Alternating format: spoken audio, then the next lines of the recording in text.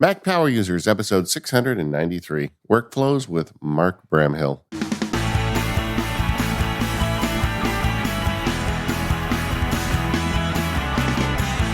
Hey everybody, it's David Sparks. I'm joined by Stephen Hackett today. I hope you're having a great day. We are the Mac Power Users, where we talk about getting better at using your Apple technology. And today we've got a guest I'm super excited to introduce to the show, Mark Bramhill. Hey, Mark. Hey, David. Great to be here with y'all. Yeah, it is. I am, I guess you'd call it a super fan. Mark was the producer of an amazing, delightful podcast called Welcome to Macintosh, which is will we call it hiatus, Mark, or? Yeah, I'd say hibernation. Hibernation. I have things that I want to do still for the show at some point, and it's just a matter of when the right time and stories come along. Yeah, well, they're really, story's the right word. It's really because Mark, you have a history. We're going to get into all this in public radio, and your storytelling comes out in your podcast episodes. But if you've not listened to Welcome to Macintosh, there are 18 episodes of delight waiting for you. Thank you so much. I really it means a lot to hear that coming from y'all. Before we dive too far in, we got a little bit of housekeeping this week.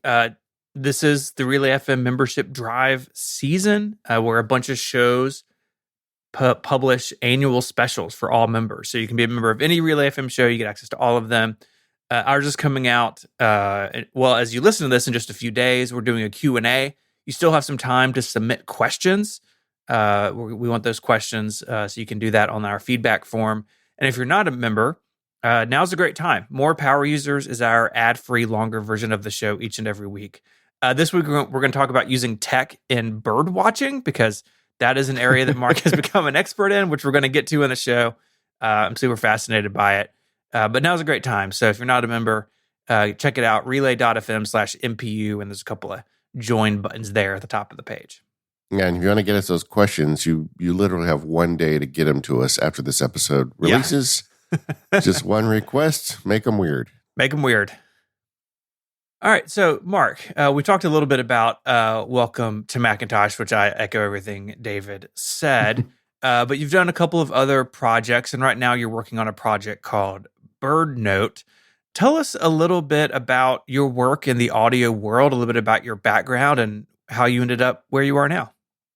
Yeah, so I got into podcasting, honestly, listening to shows like Mac Power Users. I'll make you feel old for a second, but back in high school, one of my friends' dads, Randy Horowitz, he got me into Mac Power Users and some of the other kind of Relay FM adjacent shows. It was pre-Relay at the time, but then became kind of just obsessed with podcasting as a format, and in college wound up just trying and experimenting, making my own audio stories. And Welcome to Macintosh actually was kind of my first try at creating the show I really wanted to hear. That it felt like I had heard so many great Apple stories mentioned or told in the middle of like a longer podcast, and knew enough things to be like, all right, I think this deserves to really be spotlighted and given attention so that it can be easily found and kind of hold up as a piece of history. And I didn't really expect that people would listen to that when I started making it, but evidently I was not the only one who wanted a show like it. So that was really a delightful way to start making audio stories. I don't know if I've ever told you this story, but in 2016, you and I recorded like a bonus episode of Welcome to Macintosh about OS 10 versus OS X, right? And, you know, the 10 is still in some of Apple's marketing, like Logic Pro 10, and then apparently they're going to have XR OS, so however you're going to pronounce that. It's a mess.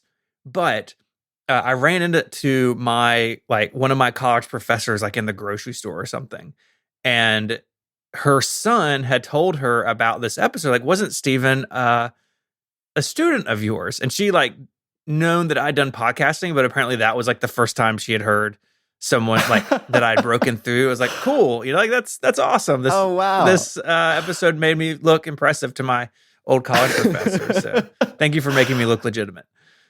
Oh my gosh, that's delightful. I love that so much. Well, that was the show that kind of I got started with, and basically it used my time in college as like my senior project was more or less making the show. More or less the biggest thing for making college work for me was finding uh, ways to take the stuff that I wanted to do, or like personal projects and ambitions, and finding professors who were like excited about that and would kind of let me run with it. And that was really a delight. Um, but yeah, since then, I've made some other projects like Enthusiast, which is kind of was a fun little project at the start of the pandemic. Basically, little vignettes of people sharing an obsession or thing that they're excited about, like uh, fish sauce, airplanes, apples, not the computer, but the fruit, duct tape. So those were very fun to make, especially kind of that feeling that I think a lot of us missed at the beginning of lockdown of getting to hear the enthusiasms of someone at like a party or whatever, and just getting to learn about a world you had no idea existed. So that was a very fun project to make as well. But the past 5-ish years now, I've been working for Bird Note, which is a public radio show. It's an independent organization, and since 2005, they have put out a show just about every day. I think it was initially a few days a week, and for a long time, it's been 365 days a year. There is a 1 minute and 45-second show about birds, which feels almost like a parody of public radio, but it's something that I think is just delightful. And in the world of environmental and kind of nature climate reporting, I think it fills a really unique niche where there's important work to be done reporting on a lot of the bad things that are happening in kind of the environmental world. But if all you're ever hearing is the bleak, depressing news, it's hard to actually feel like you any energy to do anything. And so kind of the focus of Bird Note is being a tiny moment of inspiration to either hopefully spark a little bit of care or joy for the environment or for birds, or to remind you, what you love or care about in the environment in the first place. I have a great bird story for you, Mark. I don't know if my audience wants to hear it or not, but at some point, it literally happened to me 2 days ago. Well, we could talk about that offline. We will. It involves drama with a happy ending. Let's just put it. All right. Happy endings are good. Yeah. My our youngest son is into birds. He's big into penguins, but all sorts of birds. And when you, I think, announced when you were doing this show, he was still pretty young because you've been there a while now. But in the last couple of years during the pandemic, he started listening to some podcasts like Kid Stuff, and he loves Bird Note. And y'all, I mean, an episode a day. Hats off to the production that makes that possible. But because of the format, he caught up super quickly, right? It's different if you start listening to MPU on episode 693, right? They're all 2 hours long, but having that short format means it's pretty easy to catch up. And I'm very curious from not necessarily from a production standpoint, but from a sort of mindset and storytelling perspective. What is that 1 minute and 45 seconds? Like, what does that do to the process and how y'all think about what goes into an episode? Because I've been talking longer than that now since I started this section. Yeah, it's something where, I think it's really counterintuitive for people. There's that kind of famous usually misattributed quote. I don't actually know who it's from, but if I had time, I would have more time. I would have written you a shorter letter. Yeah. To make something that's a minute 45 seconds, you are fighting over every word and moment to be able to fit everything in. When you're recording the script, you've got a stopwatch going to make sure that it's not going over. Like it is something that, because it's so limited, you have to think about like, okay, is this an idea that is too big to fit completely in this time slot, or is this something that on like it's a fine line between something that's not even enough to fill that, where it's just like that's just one fact, versus this is a explaining how like lift and physics work for how a bird can fly. Like that's something where we have that broken down into a lot of different episodes because it is too complicated to do like a whole primer on that in a minute and 45. And so there's a lot of thinking about what is going in there. And, you're really evaluating the mixes and detail, like sweating the details, because in a minute and 45 seconds, like, you can you can listen to the whole thing many times to be able to give edits. And so it's something where people hear it and it feels kind of effortless, and it's so short that it's like, well, that must be very quick to make, but it's actually really quite a few hours of work go into every episode of the show, and different people putting their different skills into creating something that feels hopefully effortless. And it's something where it's been going for 18 years now. The good news is birds are fairly episodes are fairly evergreen, more even more than Mac Power users, where I can go back and listen to an early episode and still learn a lot from it. Birds change pretty slowly, so we're able to do a lot of reruns, and so we're somewhere between a third and a half of episodes each month are brand new, and the rest are reruns. But still quite a lot of things to make. But it's certainly easier than having to do a new episode every single day. Well, and the funny thing for it, Mark, is because I fell in love with your work with Welcome to Macintosh, where you were, I don't want to, indulgent is the wrong word, but you took your time and really told those stories in a nice fashion. It was fun to go on the journey. You did a 25-minute episode on Steve Jobs doing a shimmy when he walked on stage, and yeah. And so, but I love that, I, as an old jury attorney, jury trial attorney, telling stories is where I made my bread and butter. And I felt like I just love your storytelling. So it just seemed to me odd when I heard, oh yeah, you're doing this thing. You've got to take that ability, but you've got to compress it into a minute 45. It's like a whole new skill set for you, I'd imagine. It's definitely a big change, and it's a constraint that I think, in the same way that, having creative constraints can really push you in new ways, that I think is really fun. BirdNote also does a few longer form things, so I still get to tell some longer stories and use those muscles as well. But it is something that really it gets your inner editor into shape when you know that you only have so much time. And another thing that I love about your story is that, you started doing this stuff in college.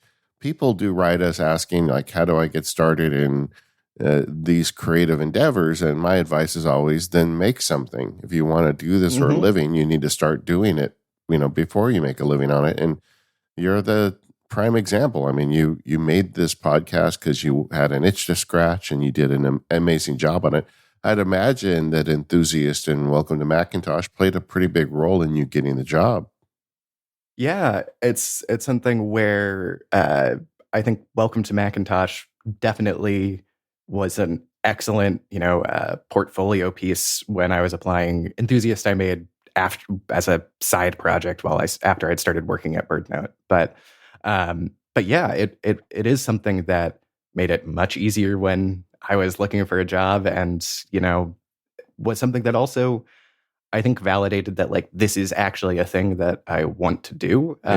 It's not just like an idea that sounds appealing. It's something that I've been having fun for several years making these types of stories and going into this as kind of a vocation feels not just like an abstract idea, but an extension of something I've been finding a lot of joy in. Did that joy ever stop, or does it, or did it ever turn into just a job for you now that you're doing it for a living? I mean, there's definitely there are cycles, but I think there's still like that core, and especially anytime there's a project or a story that you're really excited about, I think that joy is always going to come back, even if there are times where it's like it is also a job. But it's something that it's definitely not a never work a day in your life sort of thing, but it is very fulfilling in a way that would be hard to do, I think, otherwise. One part of your story that I'm curious about, if I have my notes right, is that you spent some time at NPR Public Radio. Was that as an intern?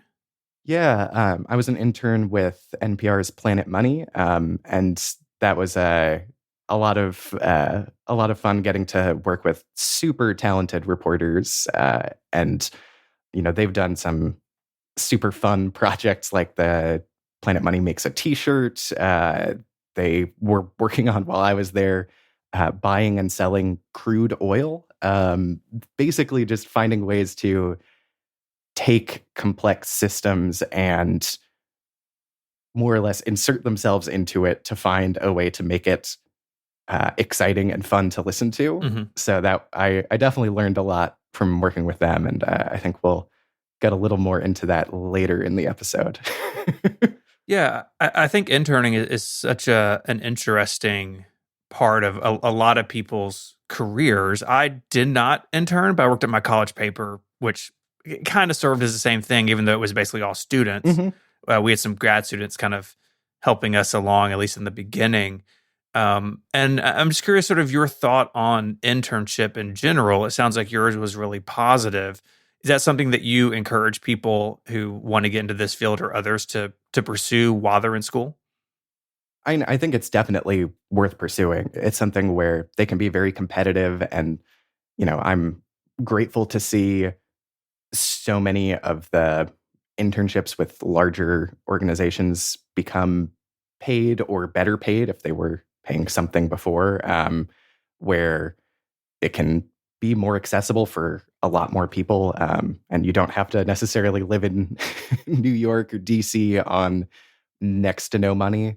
And so they're the biggest reasons why I think people would need to avoid them have really started to fall away. And that said, they've gotten, I think, even more competitive as a result, but they can be a fantastic experience, and getting to meet people in the industry, get some mentorship from people who are so talented, and also just get a sense of what it's like showing up each day at that type of office, and learning what that environment is like. So I think there's a huge amount of value in that for sure.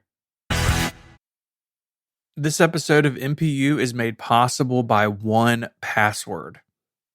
The benefits of a password manager it's a super long list. You have all of your logins and your 2FA codes, everything with you on all your devices. And 1Password, of course, uses things like Face ID and Touch ID to make it easy to access those passwords. But starting in just a couple of weeks, 1Password will be rolling out support for passkeys. If you're not familiar with this is a passwordless future that we've been promised for so long. Starting on June 6th, you'll be able to save and manage your passkeys, which are biometric based. You'll be able to save those in 1Password. 1Password even has helped make a directory of sites and services. It's passkeys.directory on the web. So you can see if the things that you're using every day support passkeys. Google, just for instance, rolled it out. And starting June 6th, you'll be able to save those in 1Password. Of course, 1Password also has all of the great features they've had for a long time. It's the best way to sync your credentials, bank account information, debit and credit cards with people in your life at home or maybe at work with 1Password for Teams. I use both so I can keep things in sync with everyone in my life. We can all log into what we need to and keep everything secure. You can sign up for a 30-day free trial at 1password.com/MPU. And when you sign up, you get 20% off. Once again, that's 1password.com/MPU.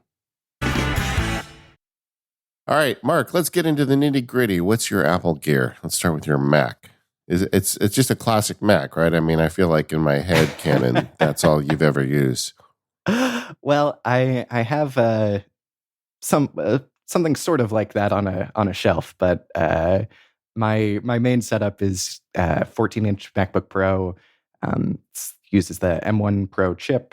I've got a studio display. I think a pretty similar setup to what Steven has these days, unless you've changed it up again. Hey, no, it's the same. Got a fun little clicky keyboard here, Keychron Q3 with Boba U4T switches, and essentially what the Severance keycaps. So it looks like the computers in the Apple TV show Severance. Okay. So that's pretty fun. Not working with angry numbers though. And then I've got a Logitech MX Master 3S mouse, so it doesn't really make any sound, which is really nice working in audio. Yeah, I've just switched to that mouse after years and years of using an old Performance MX, and I'm using it right now to like add things to the show notes, and the click is absolutely quiet. It's amazing. I actually had that mouse for 2 days, and because Steven got one, I said, well, I'm going to try it, and it only went right. It didn't go left. I don't know what happened. I could only scroll to the right, apparently. But no. Yeah, I sent it back and didn't get another one. I'm like, well, maybe I'll just take a little break from getting crazy with my mice here. I've definitely heard from some people who have tried the mouse, and the silent click for them is very much a negative, where it's like they need that kind of feedback to feel like it's working. But for me, it's great. It is a little weird to get used to, but it's fantastic in our line of work. Definitely. I've got a Magic Trackpad on the left side of the keyboard to use for gestures and things. And then, inspired by y'all, I've got a Stream Deck right above that. The 15-button one. I haven't yet gone crazy with the XL or a double XL. I don't know what you're talking about. But yeah, that's kind of the main desk setup that I've got here. At what point did you go to Apple Silicon? Was it like early in the release cycle, or is that a recent thing for you? I got another computer. I have an M1 Mac Mini that now is being used as a server, and I got that pretty early in the Apple Silicon transition, where I was still waiting for the MacBook Pros to come out, and my old machine was a little long in the tooth, and that was incredible to see how much better the absolute bottom of the line Mac Mini was than my very fancy MacBook Pro from however many years before. And that has just been such a great change. I've been very, very happy with the switch to Apple Silicon. Yeah, I am still getting emails from listeners that are like discovering the Mac, the Apple Silicon Macs. They're getting one. It's fun to this day hearing people like, oh, I can't believe how much better this is. And, I feel like I yammer on about it too much on the show, but we've really gone through something remarkable with the Mac in the last few years.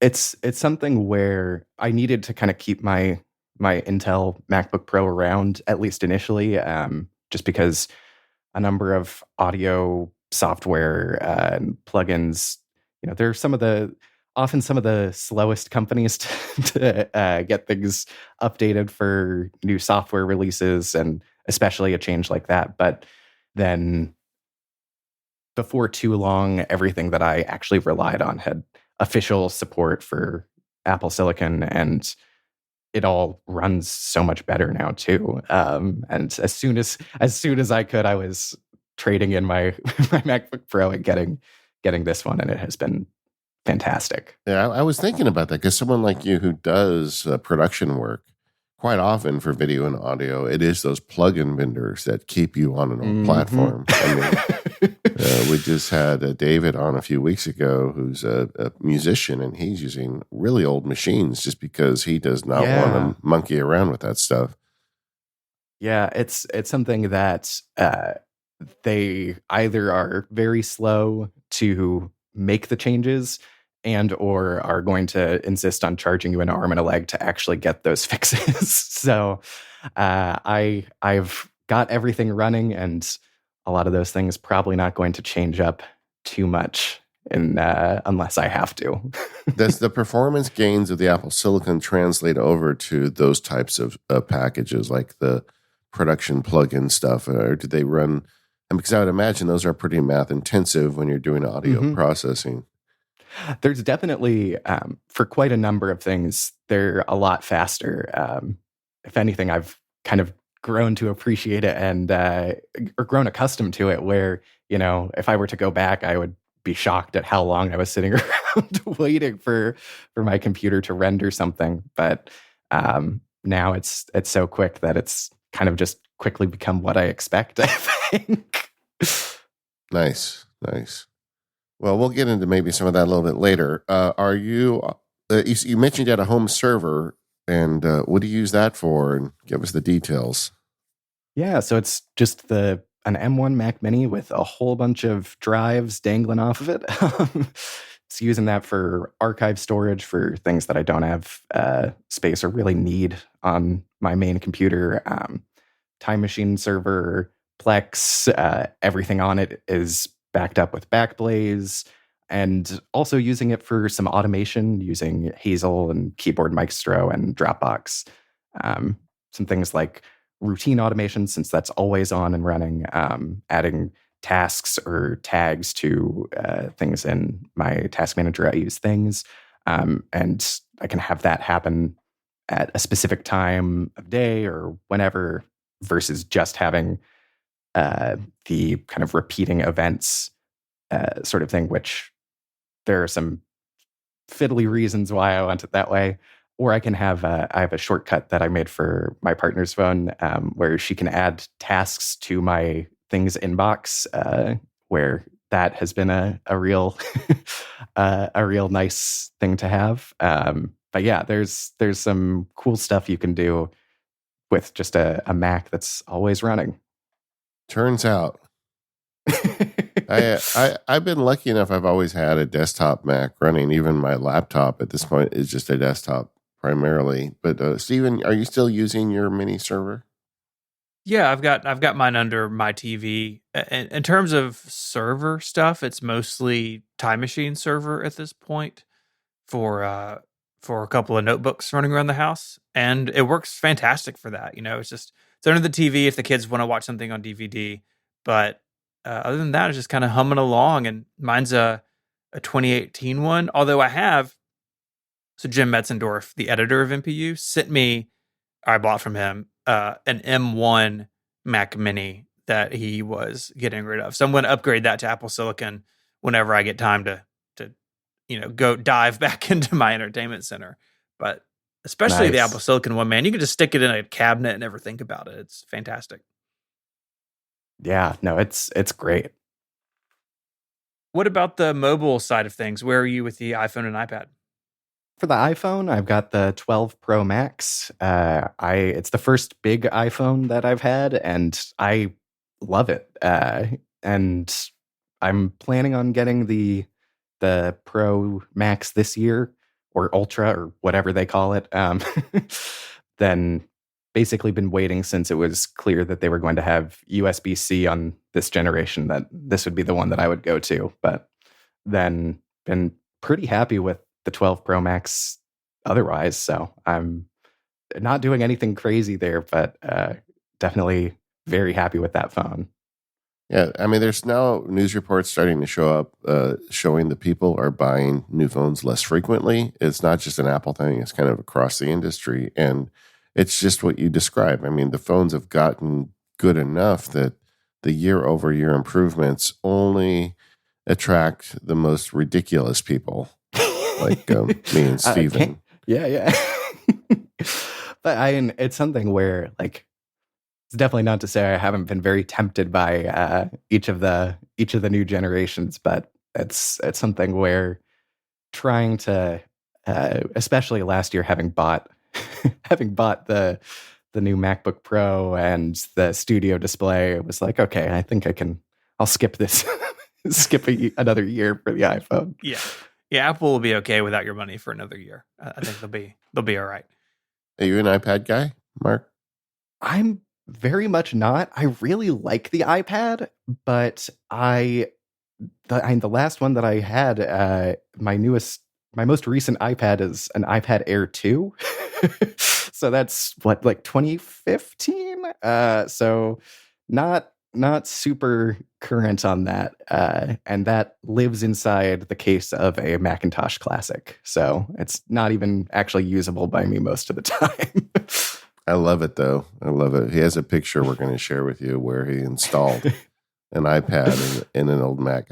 I mean, I am so tempted when I see this picture. I'm not sure what I would do with it or why, but I want this. It's pretty fun. If really what I need to figure out is a way to the iPad. It's I think the last generation where it was a 9.7-inch display and had about as thin bezels as that had. Yeah. And it just barely fits inside a hollowed out Macintosh Classic. I got it, one that was broken for parts on eBay, and set that up for actually for my senior project for college, where had to have an installation so people could come and listen to my podcast. And it's like, well, what do I have for someone to see when they go to listen to a podcast in a room? And so I set this up and had like color changing pixelated waveform of the show as it played in a room that had kind of some computery RGB lighting and comfy chairs. And now that just sits on my bookshelf and makes me feel a little happy each time I look at it. Yeah, it's an absolutely fantastic project, and I think it must have worked so perfectly for your show and that project, because a lot of people don't have a lot of hands-on experience with a compact Mac, so you're kind of giving them a history lesson while doing the show. Yeah, exactly. And so that's very fun. I definitely it's something that people are always really surprised by. And if it isn't pointed out to them that this computer has a much brighter and more colorful display than it should have, then people are just like, oh yeah, this is just an old Mac. Did not have a Retina display back then. It wouldn't occur to them that it would not be color, right? Oh yeah. I remember at one point back in the day, I had a choice of a monitor that had higher resolution or a monitor that had color. And I picked the resolution because I've always been a Retina junkie, even before the word Retina existed. But yeah, I do remember these computers. Are you in the Apple Watch? Yeah, I wear my Apple Watch most days. I have a Series 4. I've been tempted to upgrade for a long time, especially since the next generation was when they added the always-on display, which is extremely useful for a watch. But then there have been just a number of years where it hasn't had any big changes, and feel like, well, maybe next time there will be something that feels more worth upgrading for. And I've heard rumors that this year might be finally the year that there's a little more to get me to move. We'll see. You never know. We're starting to enter the silly season with hardware, right? So, and we are starting to get a lot of rumors around that stuff. One of the big rumors is, Apple putting out a headset, which is, I think, primarily virtual reality, but some AR element to it as well with cameras and whatnot. As a guy who's kind of invested in the Apple ecosystem, you got any interest in that? I'm definitely intrigued to see what they do. I'm not expecting to buy this first generation of it. I definitely look forward to playing with it and seeing what it can do, but I have a hard time wrapping my head around what will be essential for it, especially at kind of the rumored level of price that is expected of $3,000 or so dollars is a lot of money for something that at this moment is hard to articulate what will be essential with it. But I expect that, in a few years that could very easily change. And it could be something where if there's something that, developers find a way to make some of my audio workflows like totally transformed with that, like absolutely I will be looking into that.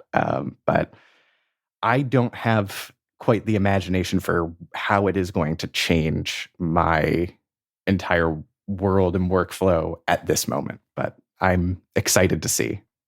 I mean, new Apple products always come down to the story of how they envision you using it and where it can make a difference. And I feel like this product, almost more than any other they've ever announced, maybe the iPad is the other one. They need a good story to explain where this fits because it's not obvious, right? Yeah, it's something that both their story for how they anticipate you using it and then the developer story of what do third parties and developers come up with that can take that ideally a few steps even further. And I think that that feels like it's extremely possible, but nothing feels certain yet. And so it's an exciting time to have that kind of anticipation and possibility, but hard to say anything for sure. This episode of the Mac Power Users is brought to you by Clean My Mac X. Go to macpaw.app/MPU and make your Mac as good as new and get 5% off. I do some of my best work at my Mac, and I love this computer, so I want to take good care of it, and I do that with Clean My Mac X. It's developed by MacPaw, which pursues a mission to help machines help you. And Clean My Mac X is an ideal decluttering app for the Mac to keep it in tip-top shape. We live in the age of SSDs, which means they're super fast but not super big, and sometimes we just got to make sure that we maintain our Mac in a way where we don't run out of storage.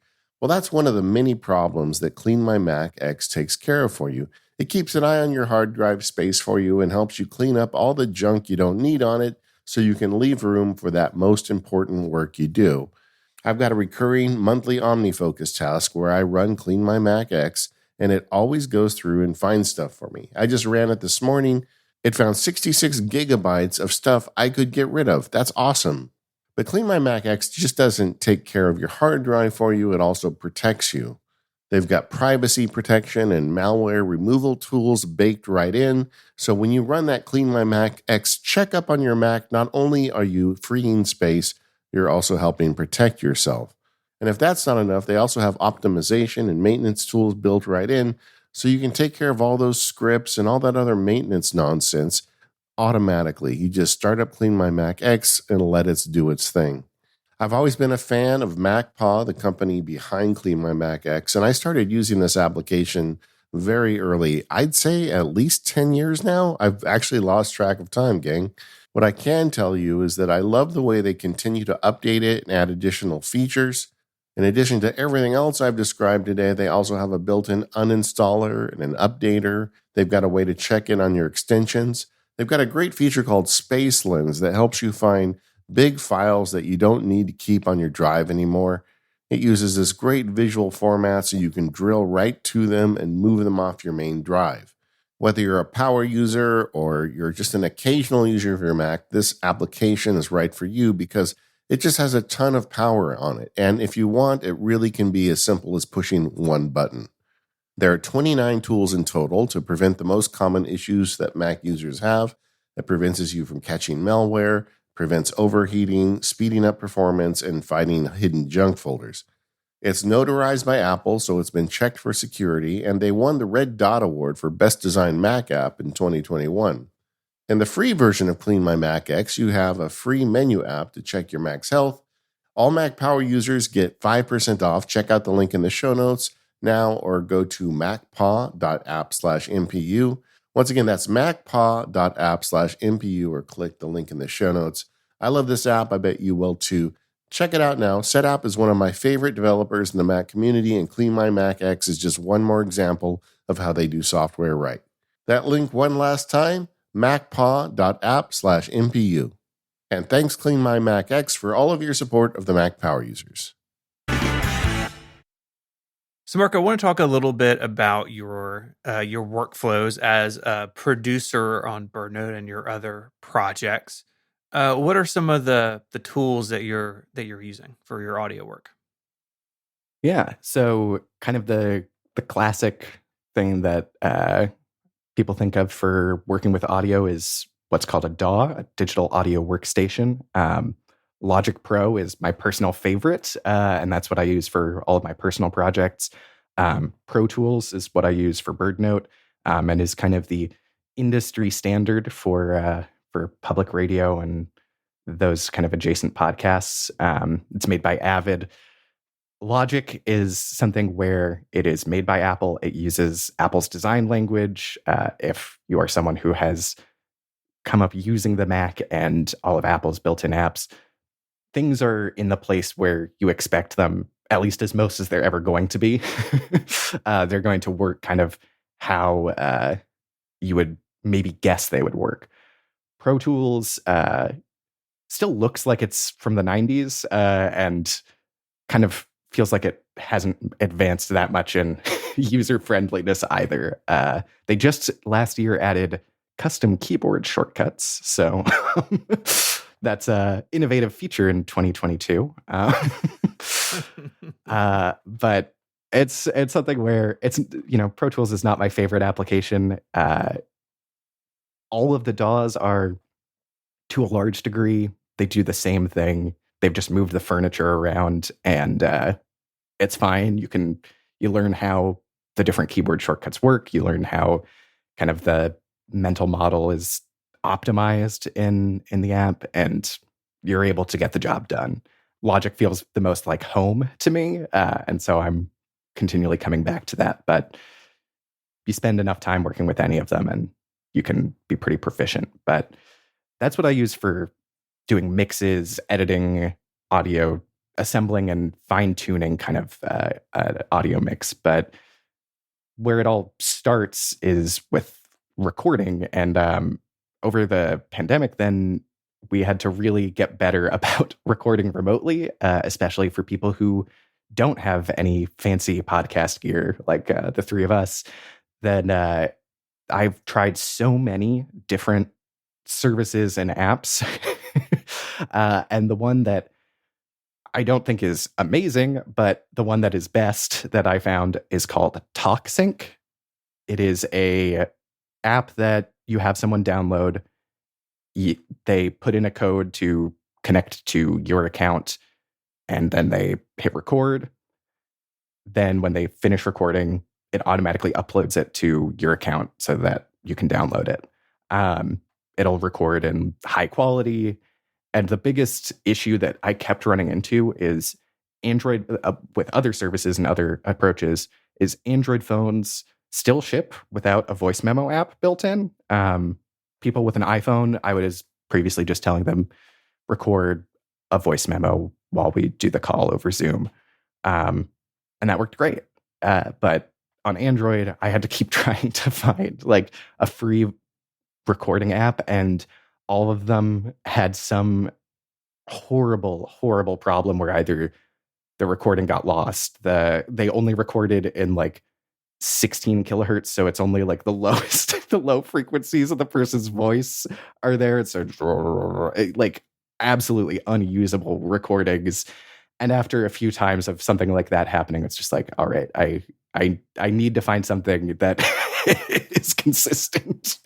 And so that has been a big improvement. Did you ever look at some of the online digital tools? I know some podcasters these days are, there are online services now where you can do a recording without software, where someone just logs in and plugs in a mic. I have. The biggest challenge there is just they all end up being really fiddly, where getting the right microphone selected, or it would want to switch to using some like someone's wireless earbuds that they aren't actually, that are just sitting on the side of the table, or some things like that, where it was just not working consistently or dependably. And this is something where it's, holding up your phone next to your face while you do a Zoom call on your computer is not the most seamless or smooth experience, but it has yet to fail me. So as long as it is more or less bulletproof, I am going to stick with that. I would rather have a pretty good recording than no recording at all. And I honestly, because as someone who listens to public radio, I know a lot of those interviews are done under less than ideal recording circumstances. And I think the audience is willing to go along with that, Yeah. Yeah. And it's something where if someone uses their phone for this, it actually can sound really good. A lot of it depends on the room they're in or some of those details, but it tends to sound fairly professional. It's not the ideal situation, but it's something where since using this, I've not had to worry about, am I going to have a recording that is usable and sounds good? I mean, just think about it 10 years ago or, before the iPhone. Gosh, yeah. It's something where the old school method is you find someone in the area and you pay them to drive over with their recording kit and record while the two of you do a phone call. And there is still some of that, but especially at the start of the pandemic, then really had to figure out a way of like, okay, how do we do this where our interviewee is also their own recording engineer? And finding a way that is dead simple for that took some experimenting, but pretty happy with this. Do you record at high fidelity? I mean, there's a lot of people out there listening that may be thinking about doing some recording as a professional. What settings do you generally recommend when you're capturing audio? Yeah, so when I'm recording in person, recording anything myself, I have a Sound Devices MixPre 3.2 recorder. Really rolls off the tongue, the name. But the 2 in it is an important distinction where it's the second generation of this product.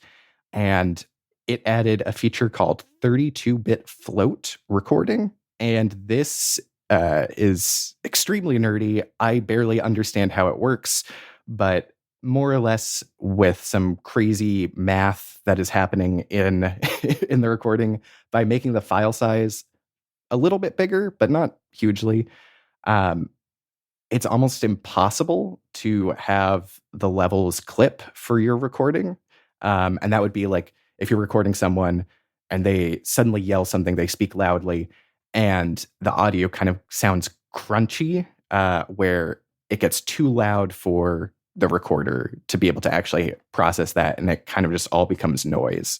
With this, you have that happen. You bring it into your audio editor and you just drag down the volume, and that information is still there. It's not lost like it used to be. It still feels like sorcery to me, but that is crazy feature that I cannot imagine ever ever buying a recorder that doesn't support that in the future. Zoom, not the video chat application, but Zoom, the recording device manufacturer, they have a number of recorders that support this now, including one that it doesn't even have volume knobs, because why do you need those? Which is just really hard for me to wrap my head around, but is so cool. And so I record with that. As far as other settings, then For audio, it tends to be 44.1 kilohertz. Video, they tend to do 48. Either works. I don't think you will actually hear much of a difference, but it mainly depends on if you're trying to sync up with video. 48 is probably what you want. And yeah, that's and you want something that is a lossless audio format, so wave recordings rather than like an MP3. All right, now I'm going to give you an alternate scenario. Somebody listening that wants to just go and record stories from their mom, but they don't want to spend a bunch of money. But it's a good idea to capture those stories. Absolutely. What do you recommend? If it's something where you're just starting out or playing around with something, honestly, using your iPhone's microphone is great. I like the application Just Press Record. It allows you to record as a WAV file so that you have something that's higher quality if you want to be doing more processing or editing of it later. Or you could just record it in voice memos and it's fine. It's something where the microphone on the iPhone is really good. It's not going to be perfect, but especially if you are just getting started or recording something for posterity, like it's going to do a good job. It's not going to be something where you are upset about not having spent $1,000 on a recording kit to have a better setup. And in some ways, if you don't know how to use that fancy recording kit, it might be harder to get good results with that anyway. Yeah, I mean, there's just so many stories my mom used to tell that I wish I'd recorded, or even just when my kids were little and things like that. I think a lot of the listeners get on that train faster than I did. But Mark, you are also an automator. I saw that you've got some cool automation as part of your recording workflow. Could you share that with us? Yeah, one that is a super simple automation, but that makes me smile every time it runs is just I have Hazel watching for my recorder's SD card, and as soon as it detects that, it auto imports all new WAV files into my inbox folder. I have a folder that I kind of use instead of the downloads folder as just this is where all incoming files go, and I route them from there. But that's something where I don't have to go in and look inside each folder and grab the audio files and remember is SD underscore 1006. Is that new or not? And try and figure I don't have to think about that anymore. If it's new, it's there in a matter of seconds. And that is a huge quality of life improvement, which took like 5 minutes or something to set up. And those are my favorite kinds of automations for sure. So, Mark, I know you do a lot of work with Descript, which is this application and service. It's one of those things that's kind of hard to draw the line between what's what. And it does all of this really cool editing, but via text. It's not the way that you would think about it. So could you describe what this tool is and how you're using it? Yeah, so Descript, it's the first tool that I ever was aware of that did text-based audio editing, where essentially what it does is you give it an audio file, it generates a somewhat accurate transcript of the audio for you, tends to be pretty good, and it's gotten better over the years. And then it shows you the text like a Word doc or Google Doc or whatever, and you can go in and make cuts or deletions, copy and paste. But as you're doing that, it is taking those words in the audio and editing the audio file for you and allows you to move things around super easily and think about it as a document rather than, looking at waveforms, which when you're working, especially on the types of stories like Welcome to Macintosh, for something where there's an interview for BirdNote where I just need what are the useful quotes that I interview someone for 40 minutes and it's got to go into a minute 45. I've got to find the key part of this that I'm going to use. And so for my kind of work, it is a really revolutionary way of editing where you can focus on narrative and story and the quotes and all of that, rather than just looking at, waveforms, which is much more useful when you're thinking about you already have all of the story kind of locked in and you're trying to clean up all of the edits, make it sound as good as possible. But this is the ideal place to start for a first draft. And crucially for me, you can export out of Descript in a non-destructive way. It exports as an AAF, which Logic or Pro Tools, they both use that. You can also export in other formats for Final Cut or for Adobe Audition, but you can export where it doesn't kind of render a new audio file. It tells Logic or Pro Tools, these are the edit points that I made, and you can drag out and have the original audio if, a lot of times the kind of rough edit that it does when you're editing in Descript, you want to make some of those finer edits because it's not quite exactly at the edge of a word and maybe something's missing or whatever. You don't want to have lost that original part of the recording. And so that is a really essential element of it too. And so this really does let you think about editing in a totally different way, where it used to be you had someone do a transcript and put in time codes, and you had to go and jump around in your editor and like scroll to, 10 minutes, 28 seconds. There it is. Listen to it. Oh, it's not quite as good as I thought that version of them saying this thing was. Like it was just so much more tedious that it's really hard to emphasize just how much of a paradigm shift this type of work is. I wish I could use this so much more because I love the idea of it, right? You just read a transcript and you edit the transcript and then you've got a finalized product. But the problem for me is usually there's an attached screencast or a video, and it just creates all sorts of heck with your video with jump cuts and everything. But man, if you're just doing audio, this is the way. Yeah, it is. It really is a huge leap forward for doing this kind of audio editing, and for doing this kind of work. Then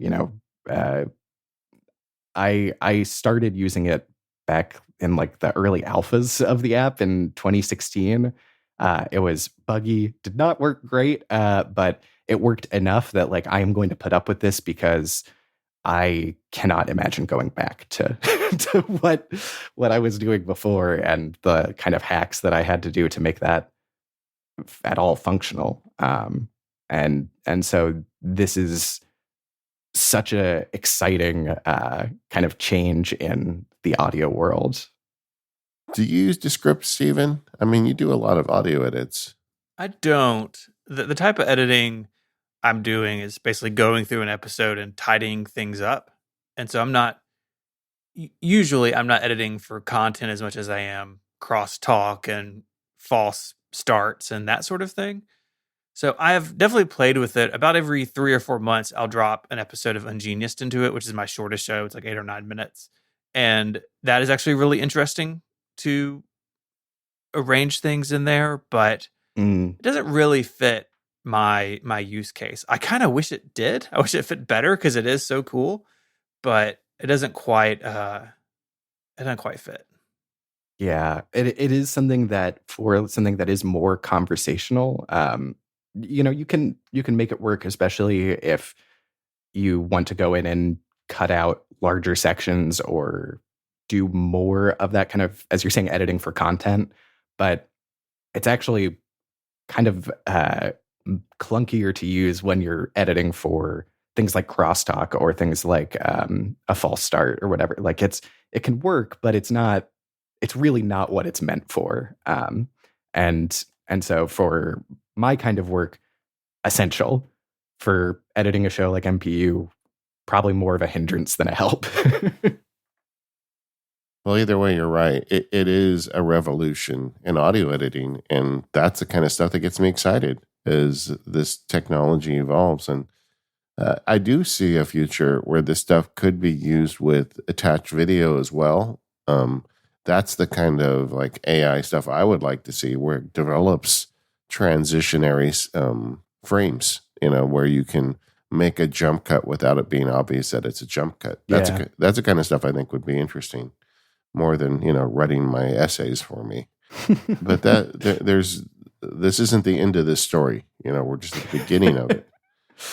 I'll say good news for you and maybe not so great for me is Descript. The company has continued to grow and get VC funding. And I've actually found that the app has, if anything, kind of gotten a little bit worse over time. But their big redesign recently, Storyboards, is pretty focused on video editing in a way that actually makes it significantly worse for doing my job.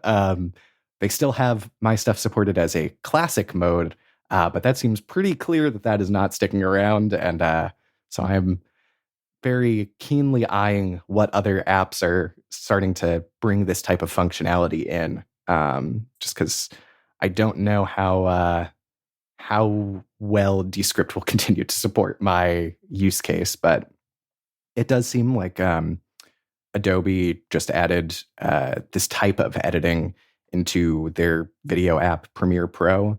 And I'm hoping that expands to Audition. If Logic added it, I would be so thrilled. that would be something where I would be selling that hard to every to BirdNote, to every public radio place, that this is the thing to use, and let's get off of these other apps.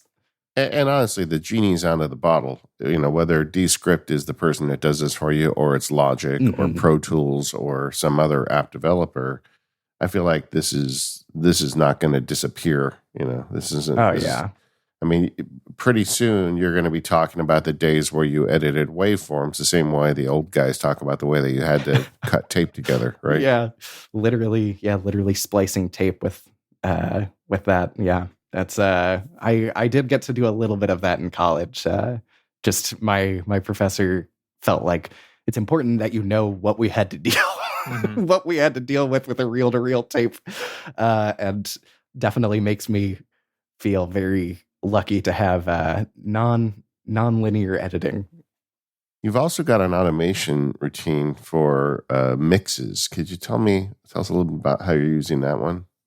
Yeah, I'm not mixing everything for BirdNote. For our daily show, we have an engineer who's fantastic, and I'm one of the people giving feedback and kind of splitting hairs on all of those. And especially in a minute 45, like the exact timestamp for a note is pretty important.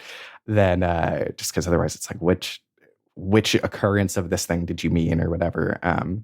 I listen to those in VLC and have a Keyboard Maestro macro that uses an Apple script to grab the timestamp from VLC and paste that in with at this time code.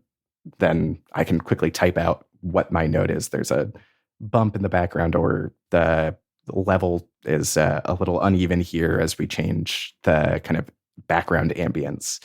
And that is something that saves me just so much time and gets used a lot. I wish more applications would expose things either with shortcuts or Apple script or whatever, but I know IINA is a fantastic app that does not have that sort of functionality exposed to be able to grab the timestamp from it. So I continue to have both installed on my Mac, and someday maybe I'll just switch fully over to that. But yeah, that's something which, in giving feedback, is really great to not have to glance over and figure out, like, okay, when did this happen? So that's definitely a nice small automation there as well. I really love small automations. I think too often those of us that talk about automation get too far down into the weeds on this stuff, when it's these small ones really that I think often makes the most difference for people.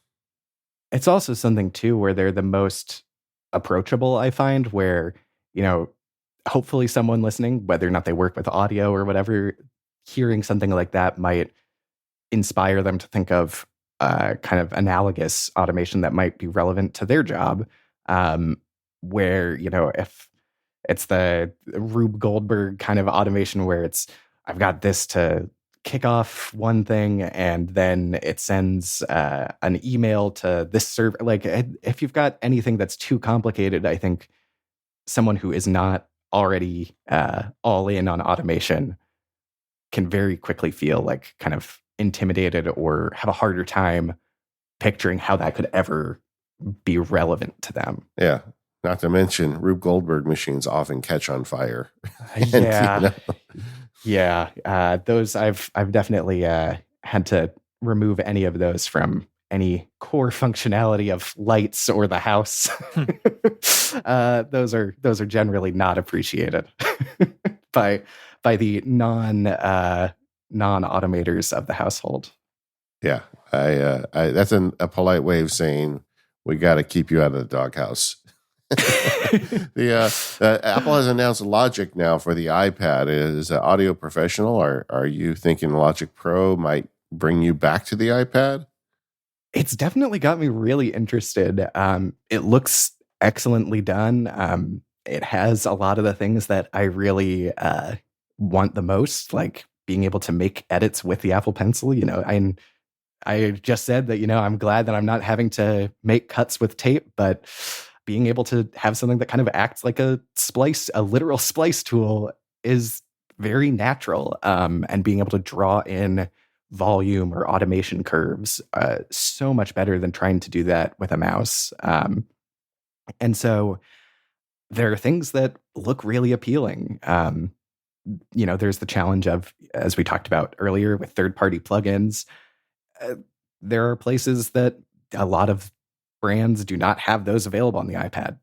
Amazingly, quite a number do already. And so that definitely makes me think about which plugins I might want to use. I think Logic actually, of all of the different DAWs, has by far the best built-in plugins that I think if someone just wants to play around with audio editing, they really could get by with pretty much just Logic and not need to get a fancy different EQ or compressor or whatever.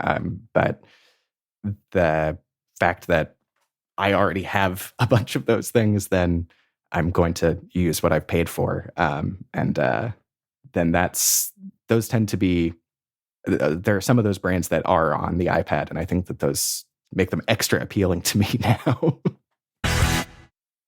This episode of Mac Power Users is brought to you by ZocDoc.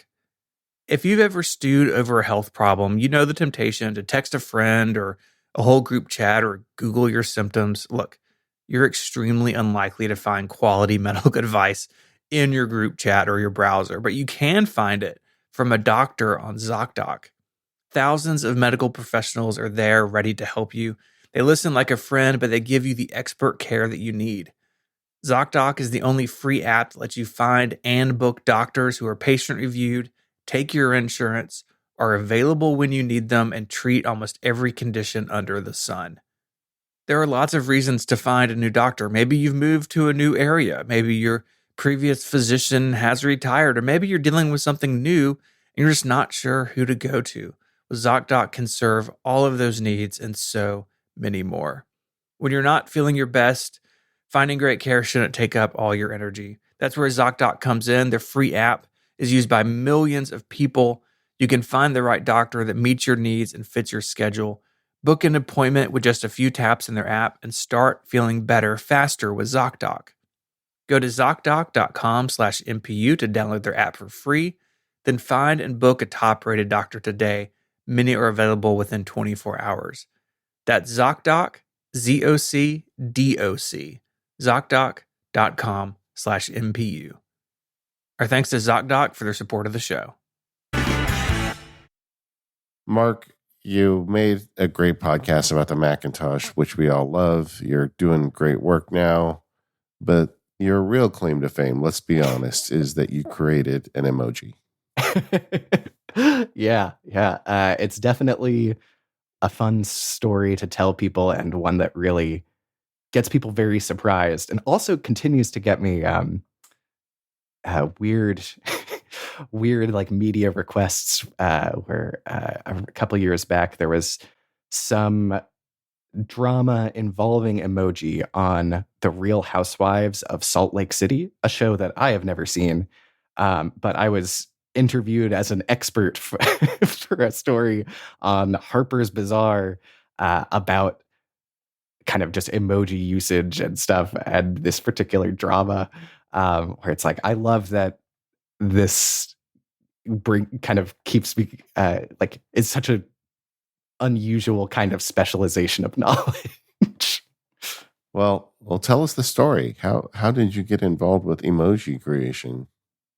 Yeah. So I mentioned earlier how interning at Planet Money, I learned a lot from the people there, and they, I think, are kind of just really masters with the kind of stunt participatory journalism where, making a t-shirt or creating a music label is a recent one they've done where they kind of meddle and get involved to actually add some stakes and drama to something that at its core is a story about like, here is how a bureaucratic system works or whatever. And it adds momentum to a story that may not have a clear main character otherwise. And so that's something that while I was learning from them, I kind of I kind of came up with this idea of, oh, what if explaining how emoji work and how they're different from from what people imagine. What if I could shine a light on that by creating one of my own?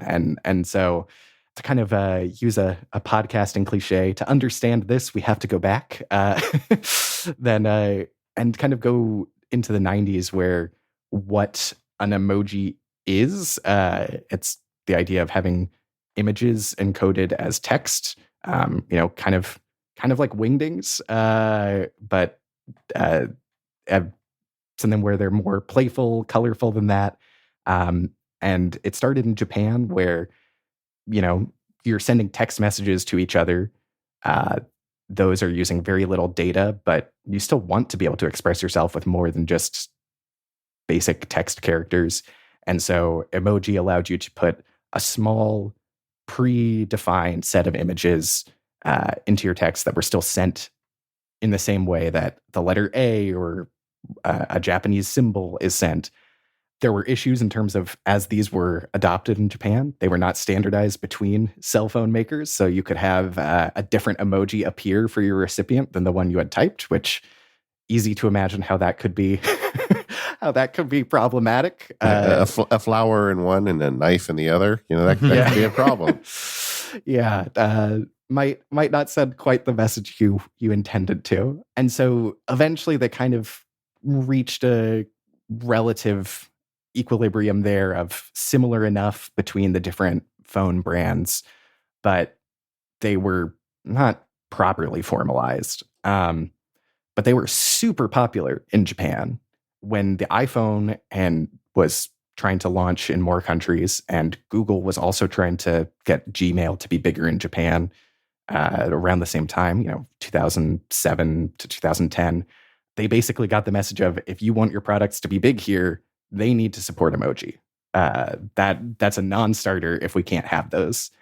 And so Apple and Google pushed to have the organization called a Unicode add them to their standards body. Unicode basically is a kind of boring academic organization that is the agreed upon code points for text. So when I type a letter A and I send you a file, it shows as the letter A on your computer. In the early days of the internet, you might have gone to a website that was in a foreign language and you would get a whole bunch of absolute garbage of showing up on your computer where it's like, it's unreadable. It doesn't render correctly. And that's because they were using the same essentially number for a letter in their language that is used in yours, and it just winds up everything gets garbled. And so Unicode is their goal is to have all languages, all alphabets standardized where everyone agrees, this number equals this symbol. And for the most part, it's an academic organization focused on, like they spend a lot of time thinking about like dead languages that someone studying them to be able to write up a very small audience paper analyzing that language. Those are things that they spend a lot of time debating and working on. And suddenly they had emoji added to their kind of their purview. And the process for proposing a new character, which was really only being done by computer scientists and linguists, now suddenly had just like a random person who really wanted to see a different color heart emoji or whatever. And so suddenly the volume of applications really kind of skyrocketed. And to get a new emoji created, you have to write one of these proposal applications making the case for why your idea should be among the set of predefined images.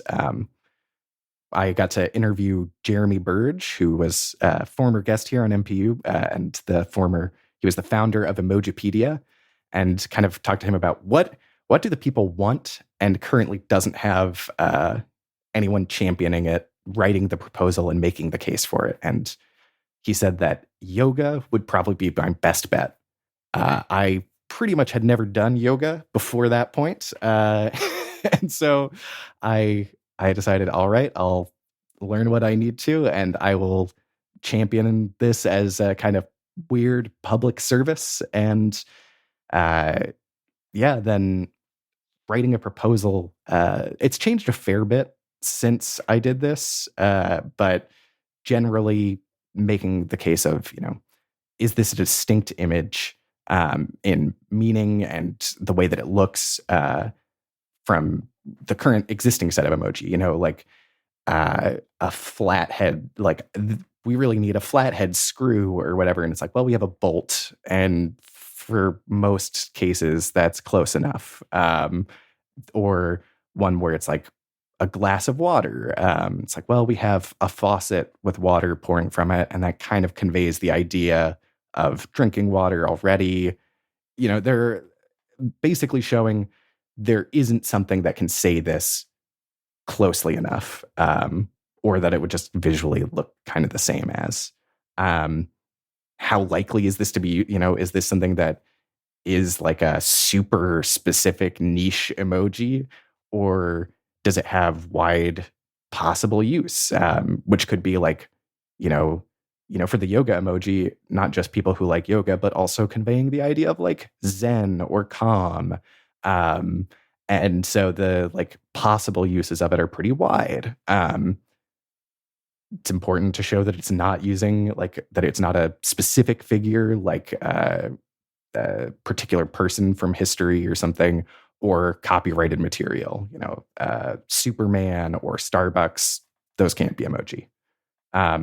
And is there evidence that people want this and will use it a lot? But yeah, so that's kind of the general gist of what is needed for proposing something. And then Unicode gives that a thumbs up, thumbs down, or says pretty often like, here are some details on like ways that it could be improved. Where, for mine, their feedback was make, a few specific things on, it should be formatted slightly differently or change this wording. The biggest change was changing it from person doing yoga or something like that to person in lotus position, where having the name for it be very prescriptive is important, because then when the emoji get released, every platform has to do an illustration of it in their own emoji font.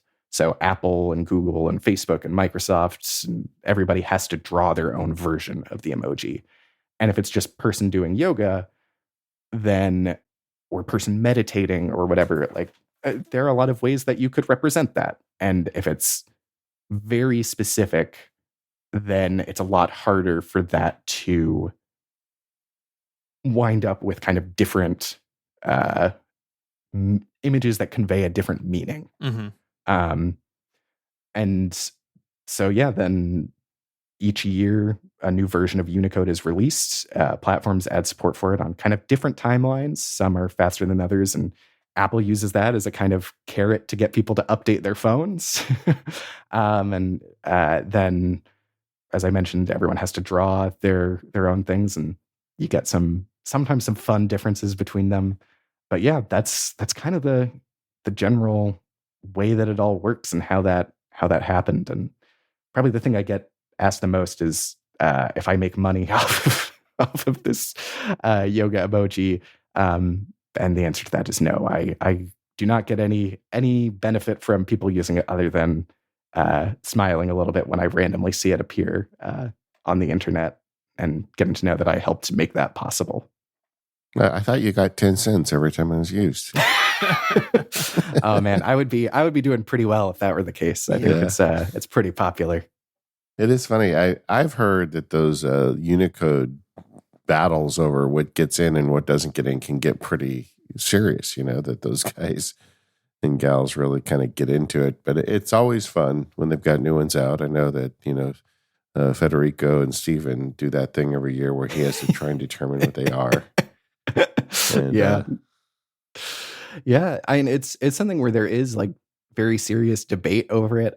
They try and limit how many are added each year, basically because they have to draw all of those within a few months. And so if there was like 500, whoever the emoji guy at Apple would be very busy. And so they try and keep that to a pretty reasonable, 20 to 40, I would say, like a year. And so the amount that you're getting is pretty limited. And because of that, it's all of them have to compete for one of those spots. And it's like, well, is this important enough that we add it over some of these other ideas, which might be pretty good, but if we're only going to say yes to so many, which ones really rise to the top? All right. Okay. Lightning round. Everybody, what's your favorite emoji? You are not allowed to pick yoga, though. I mean, we've given that one the time here. You got to pick one. All right.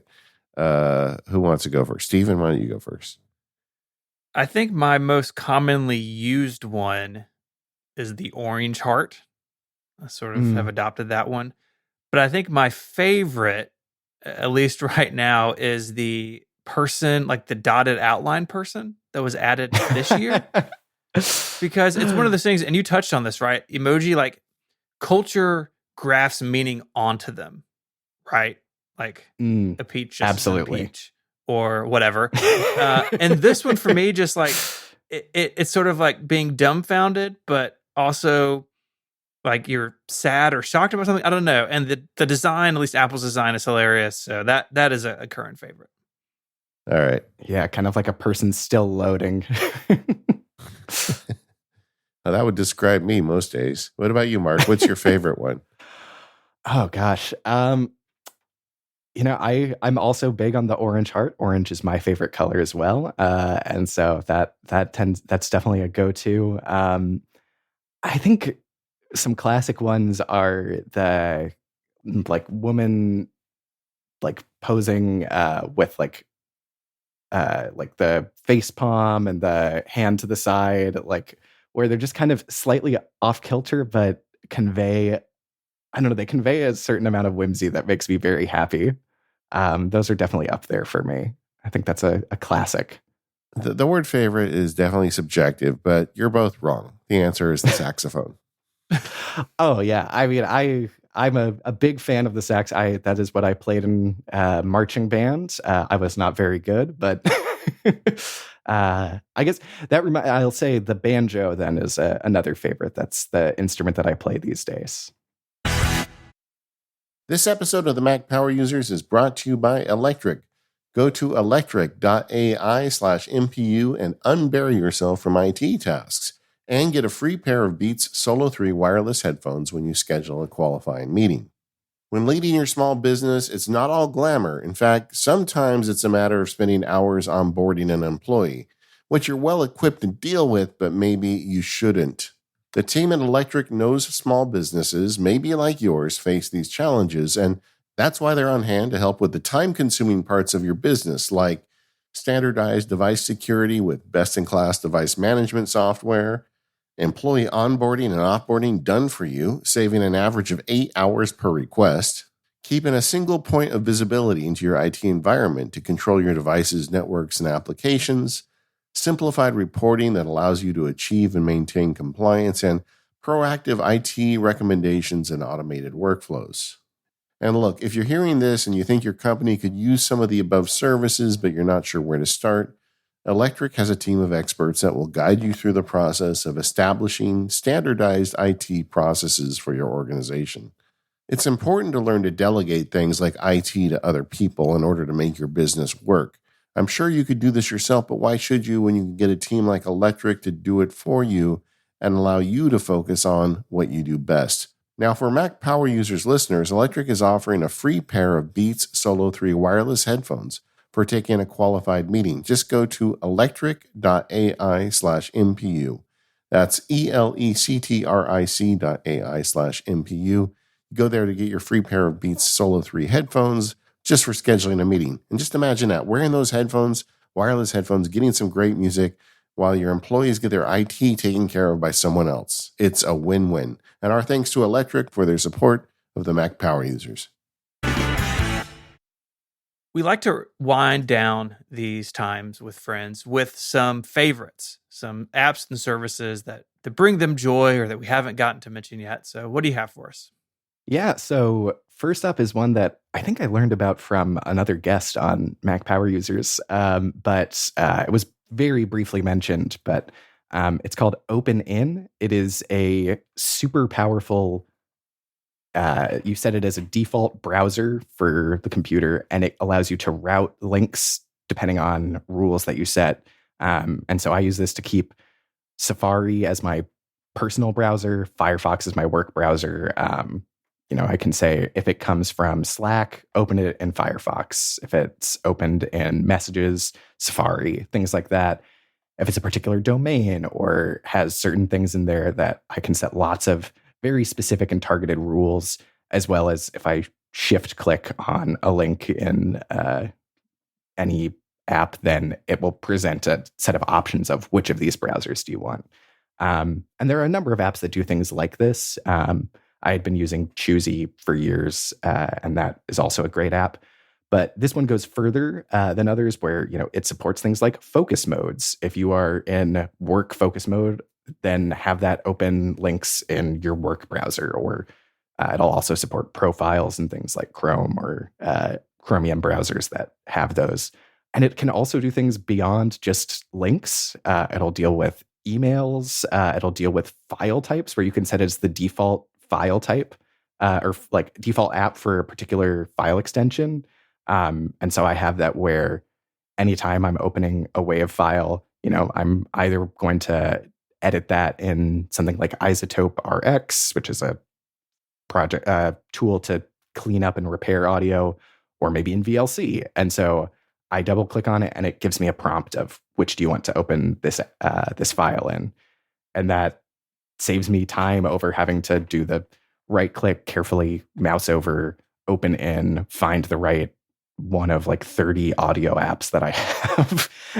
And I can still do that, if I need something other than one of the top few. But it just has a lot of power to it that honestly I haven't fully explored. But I think the Mac Power Users audience would have a lot of fun playing around with that.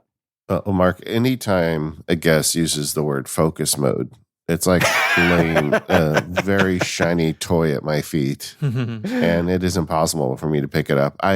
So let's just take a brief interlude. Give us your favorite focus mode and how you've configured it. I haven't gone so far into it. I think the main thing for me is just like having like a work and a personal focus mode where having my home screens be different on my iPhone where it's showing me my work apps, and I have to kind of work to find or I have to put in effort to find my work email when I'm not on the clock. That makes a big difference. I think that there are a lot of things like that, just making it where there is friction between doing the thing that you want to or are supposed to be doing at that time and possible distractions. And, in time when you're working, that's maybe getting to TikTok or to your messages or whatever.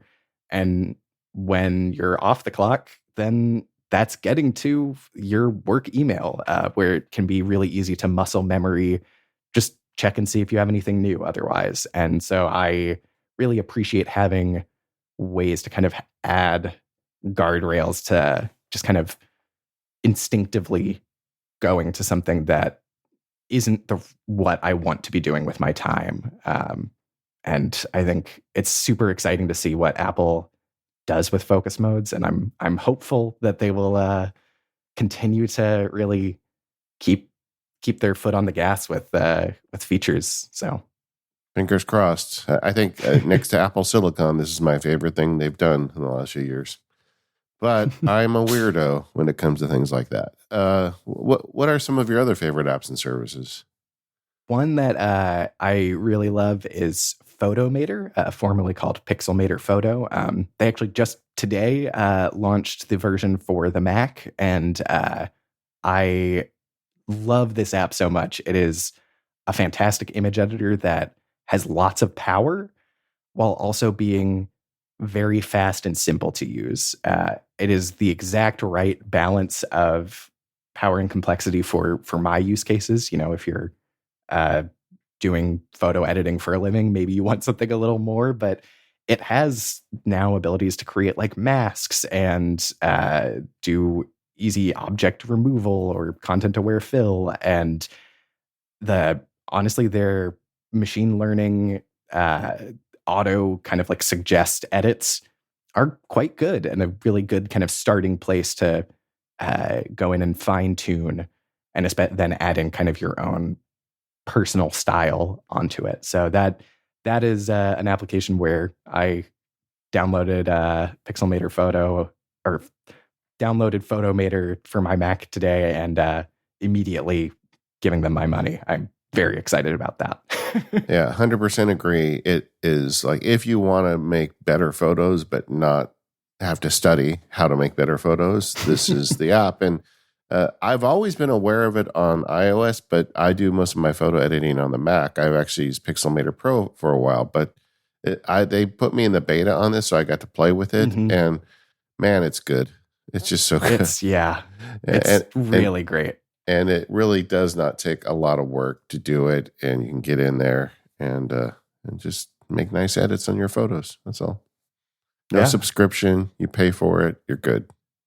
I'm not sure. I think it might be subscription for the Mac version now. I actually would have to go in and check. I look because I actually bought it as well this morning. They've got at launch it's a lifetime $70.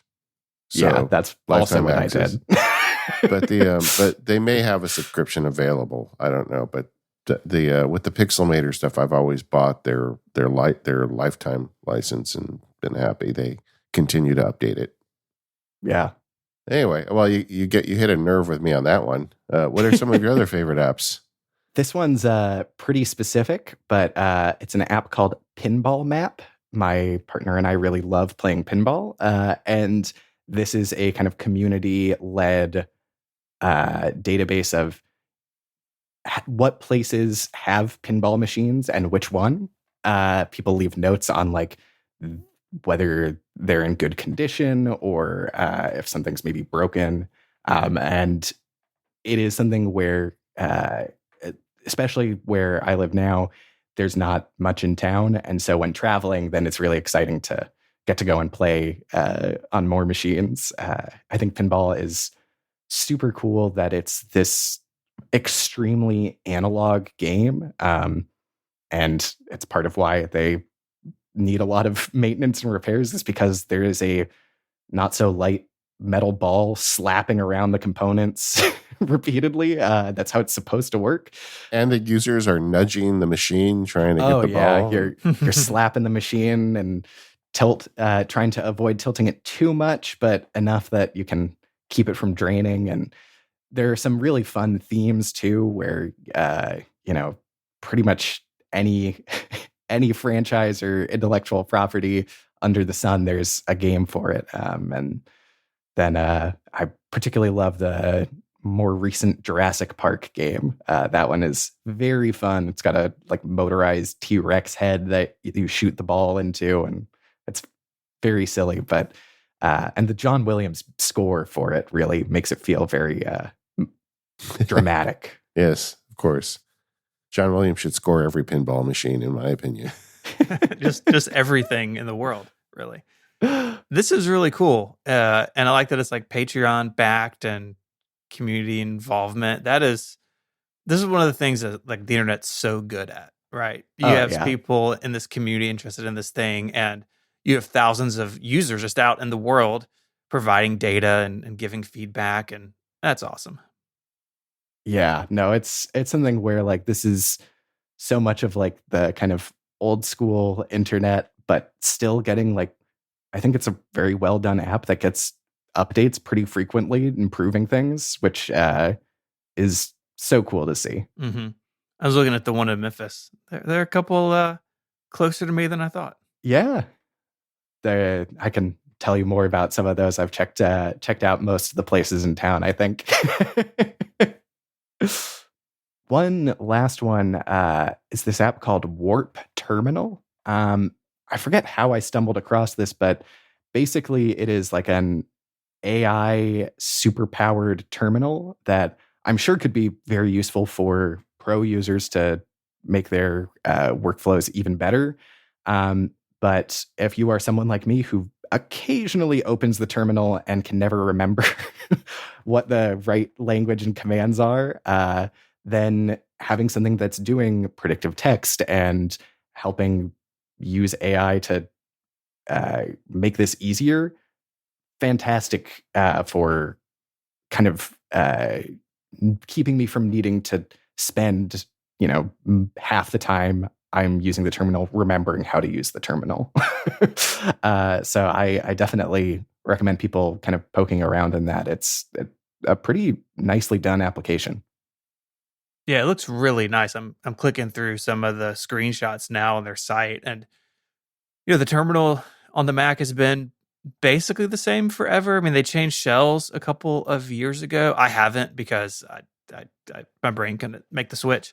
But yeah, same. Yeah, but this seems to bring some the new thoughts and new ways of doing things that you find kind of scattered across a bunch of different, not only terminal applications, but also text editors. Kind of brings them into one place. This looks really cool. Yeah, I think a very fun thing to play with. And whether you are a terminal novice or someone who lives in it, I think kicking the tires on it, you'll probably find something that excites you in there.